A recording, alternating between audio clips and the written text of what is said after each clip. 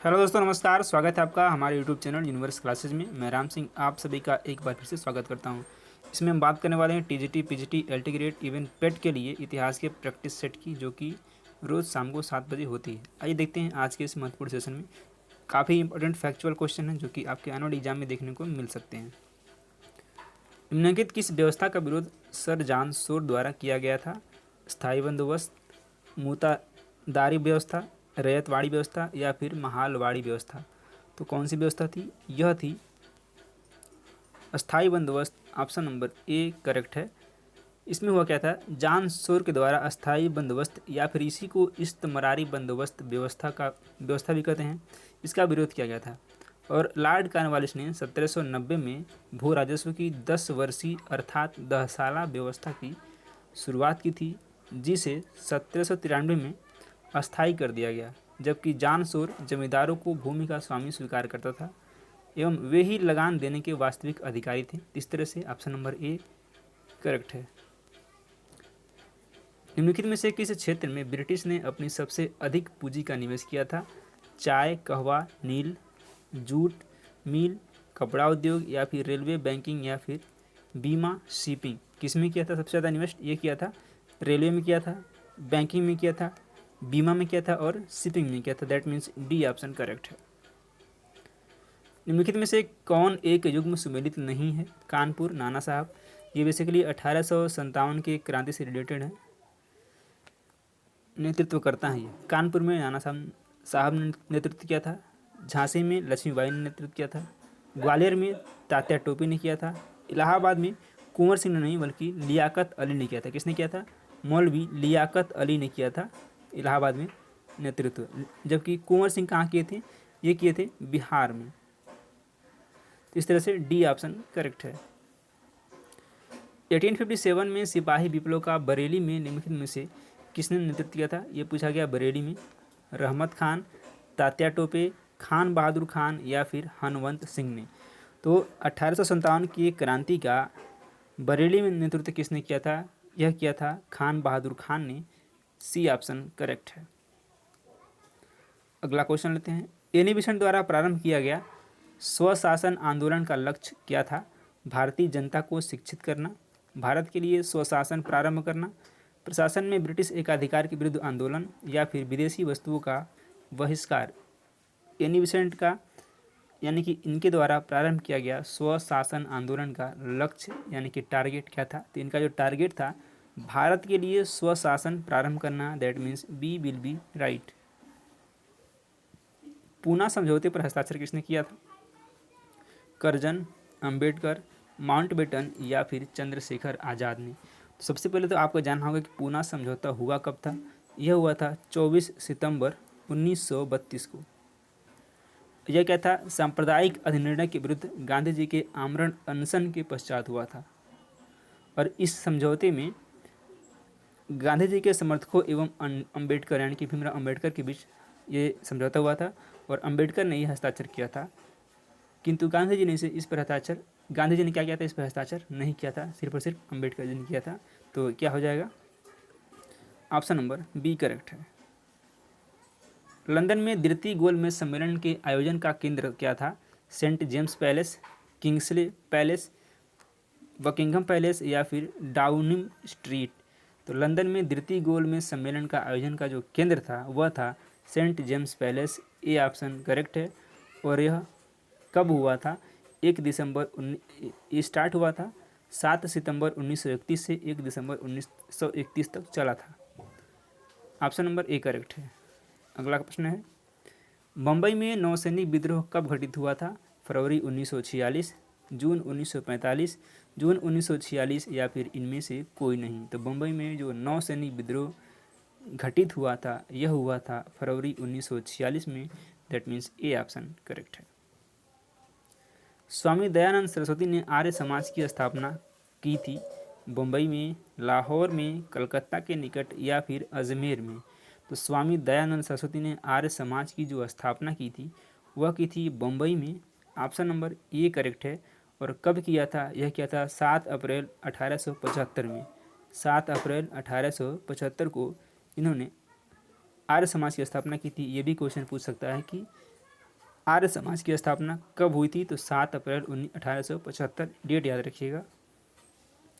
विधवा पुनर्विवाह के प्रति किस सुधारक ने प्रमुख योगदान किया? राजा राम मोहन राय, ईश्वरचंद विद्यासागर, स्वामी विवेकानंद या फिर स्वामी दयानंद। तो विधवा पुनर्विवाह के प्रति जिस समाज सुधारक ने योगदान दिया था वो कौन थे? वो थे Ishwarchand Vidyasagar. That means B will be right.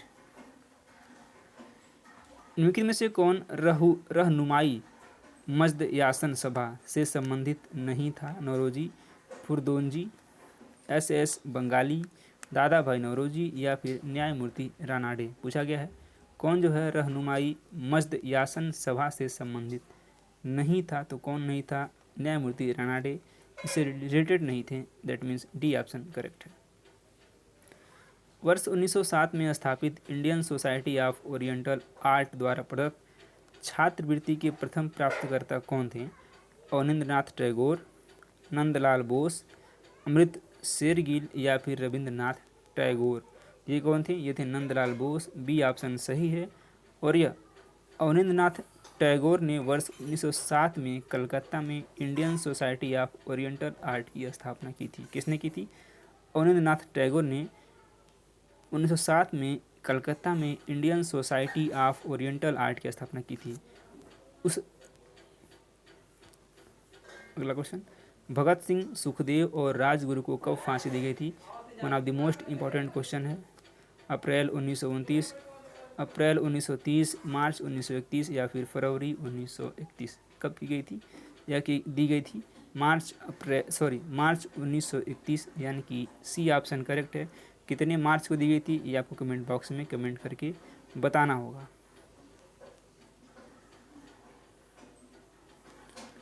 चलिए अगला क्वेश्चन लेते हैं।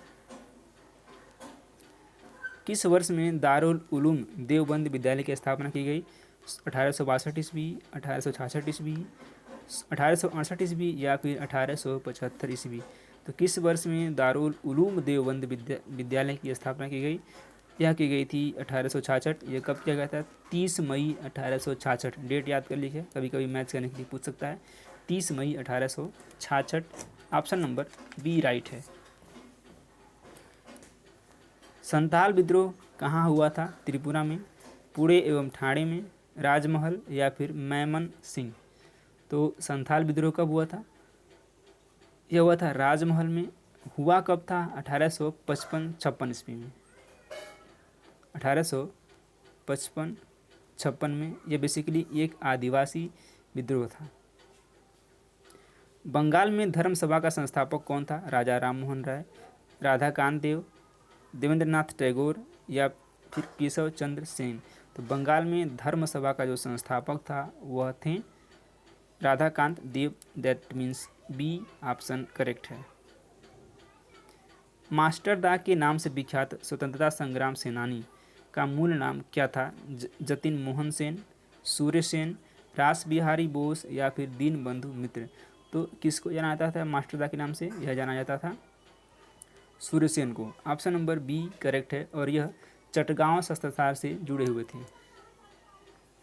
माउंटबेटन के जाने के पश्चात निम्न में से किसने गवर्नर जनरल के रूप में कार्य किया? अबुल कलाम आज़ाद, चक्रवर्ती राजगोपालाचारी, जवाहरलाल नेहरू या फिर राजेंद्र प्रसाद। तो किसने किया था? यह किया था चक्रवर्ती राजगोपालाचारी ने। बी ऑप्शन बिल्कुल राइट है। अगला क्वेश्चन लेते हैं। चलिए बढ़ते हैं अपने अगले क्वेश्चन की तरफ। और अगला हमारा क्वेश्चन है, भारत की स्वतंत्रता के समय ब्रिटेन का प्रधानमंत्री कौन था? विंस्टन चर्चिल, क्लीमेंट एटली, हैरोल्ड मैकमिलन या फिर नेविल चैम्बरलेन। तो कौन था? यह था क्लीमेंट एटली। ऑप्शन नंबर बी करेक्ट हो जाएगा। 15 अगस्त 1947 को भारतीय राष्ट्रीय कांग्रेस का अध्यक्ष कौन था? यानी कि 15 अगस्त 1947 जब हमारा देश आज़ाद हुआ उस समय भारतीय राष्ट्रीय कांग्रेस के अध्यक्ष कौन थे? जवाहरलाल नेहरू, जेपी कृपलानी, राजेंद्र प्रसाद या फिर अबुल कलाम आज़ाद। उस टाइम जो कांग्रेस के अध्यक्ष थे वो थे JP Kripalani. Option number B correct है।